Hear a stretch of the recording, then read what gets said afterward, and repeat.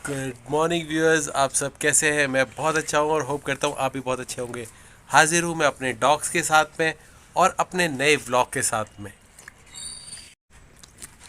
Dogs के अंदर जो कुछ प्रॉब्लम्स आती हैं उसमें से एक प्रॉब्लम है ईयर्स की प्रॉब्लम, कान के अंदर होने वाली दिक्कत। ये दिक्कत अक्सर आपको परेशान करेगी रात के टाइम पे। जब भी डॉग एक बार फड़फड़ा अपने कानों को फड़फड़ाना शुरू करेगा साइडवेज, और वो इतना फड़फड़ाएगा कि ये उसके कानों के अंदर ज़ख्म हो जाते हैं। उसके बाद वो अपने पीछे वाले पाँव से उसे खुजाएगा, नाखून लगा लेगा और उसमें ज़ख्म हो जाएंगे। अक्सर ऐसा देखा गया है कि ये चीज़ शाम को होनी शुरू होती है, रात में होते होते बहुत सीवियर हो जाती है। इवन डॉग रोना शुरू कर देते हैं। रोना मतलब जब वो खुजाते हैं तो उनको पेन भी होता है और एक तरीके से इरिटेशन भी होती है। तो ऐसे केसेस में क्या करते हैं डॉग, कूँ कूँ करके रोना भी शुरू कर देते हैं, क्योंकि उनको पेन भी हो रहा होता है और वो इतना मतलब ज़्यादा उनको खुजाने का मन करता है कि वो रेजिस्ट भी नहीं कर पाते हैं। ऐसे कंडीशन में क्या करें? देखिए, ऐसे कंडीशन में जहाँ पे डॉग्स के कानों के अंदर बहुत ज़्यादा इन्फेक्शन हो गया है छोटे टाइम के लिए, तो कुछ मेडिसिन ऐसी आती हैं जो ऐसे टाइम पे बहुत अच्छा काम करती है और वो हमेशा आपको अपने पास में रखनी चाहिए। कल मैंने देखा कि लियो के कान के अंदर कुछ इन्फेक्शन हो रहा था और ये बार बार उसे खुजाने की कोशिश कर रहा था। तो हमने क्या किया, हमने मेडिसिन इसके कान में डाली और पहली ही एप्लीकेशन के बाद में उसकी आँखों के कानों के अंदर एकदम ऐसा लगा कि जैसे किसी ने आग के ऊपर पानी डाल दिया हो। क्योंकि जो इरिटेशन होती है वो कम होनी बहुत ज़रूरी होती है। अगर इरिटेशन कम नहीं होगी तो डॉग लगातार खुजाता रहेगा, इन्फेक्शन इतना ज़्यादा नहीं होगा जितना ज़्यादा वो अपने आप को हर्ट कर लेगा।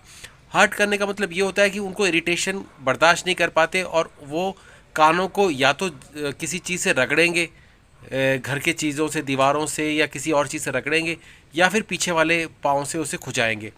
पीछे वाले पाँव में नाखून होते हैं जो इसके अक्सर कान के अंदर वाले पोर्शन में लग जाते हैं, और ये जो नाखून लगते हैं ये बहुत ज़्यादा तेज़ लग जाते हैं, और इनके चोट लगने के बाद में जो इरिटेशन पैदा होती है वो और ज़्यादा होती है। तो ऐसे केसेस में मैं आपको कुछ मेडिसिन डिस्कस कर रहा हूँ। ये मेडिसिन आप ज़रूर इस्तेमाल करें, हमेशा अपने पास रखें।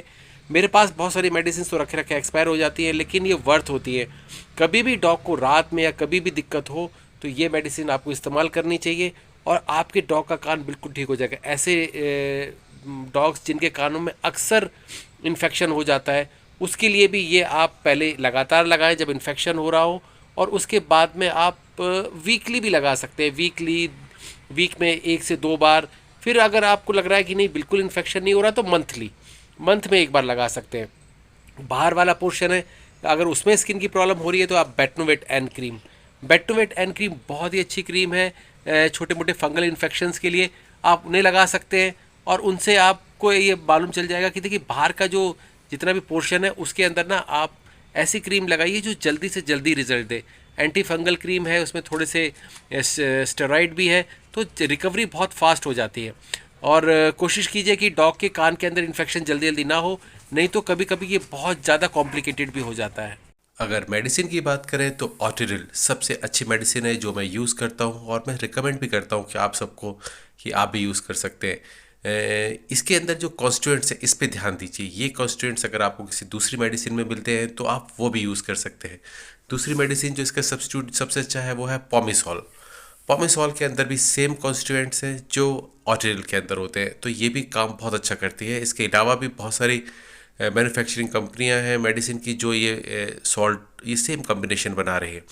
इसके अलावा आप ना कानों को फ्लश करने के लिए मेडिसिन यूज़ कर सकते हैं ताकि कानों को क्लीन रखा जा सके। ह्यूमंस के अंदर भी सेम कॉम्बिनेशन में और सिमिलर कॉम्बिनेशंस में बहुत सारे ईयर ड्रॉप्स आते हैं। मैं कुछ ईयर ड्रॉप्स आपको दिखा रहा हूँ, आपको देखकर मालूम चल जाएगा कि इसके कॉम्बिनेशंस भी सेम है। तो कभी कभी ऐसा होता है कि ये आपको ऑटिल नॉर्मल वेट शॉप्स पे नहीं मिल पाएगी, पेट शॉप्स पे नहीं मिल पाएगी। तो ये सारे सब्स्टिट्यूट्स हैं, आप ये सब्स्टिट्यूट्स भी यूज़ कर सकते हैं।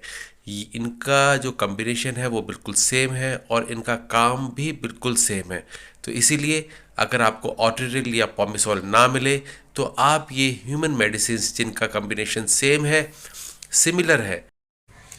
लियो कोशिश कर रहा है कि मेरी गोद में बैठ जाए, और इतना बड़ा डॉग गोद में कैसे बैठ सकता है? देखिए कि किस तरह से मेरे गोद में चढ़ने की कोशिश कर रहा है, और इसके नाखून से ना मेरे अक्सर कपड़े फट जाते हैं क्योंकि इसको ये अंदाज़ा ही नहीं होता कि जो इसके नाखून इतने शार्प हैं, कपड़े में अक्सर फंसा लेता है और ये मेरे कपड़े फाड़ देता है।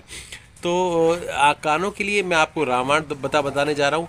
इस दवा के बहुत सारे ह्यूमन सब्स्टिट्यूट्स भी हैं, तो आप कोशिश करें कि अगर ये आपको वेटनरी शॉप से ये मिल जाए तो अच्छी बात है। अगर ये नहीं भी मिलती है तो इसी कम्बिनेशन में ह्यूमन मेडिसिन्स भी आती हैं, ये मेडिसिन्स भी आप इस्तेमाल कर सकते हैं। और ये मेडिसिन्स भी उतना ही अच्छा काम करती हैं जितने वेटनरी मेडिसिन्स, क्योंकि जो मेडिसिन के अंदर जो कॉन्स्टिट्यूएंट्स होते हैं वो सेम होते हैं। तो होप ये वीडियो आपको इन्फॉर्मेटिव लगा होगा। अगर आपको पसंद आए तो प्लीज़ इसे लाइक शेयर सब्सक्राइब जरूर कीजिए। Thank you for watching my channel. Have a good day.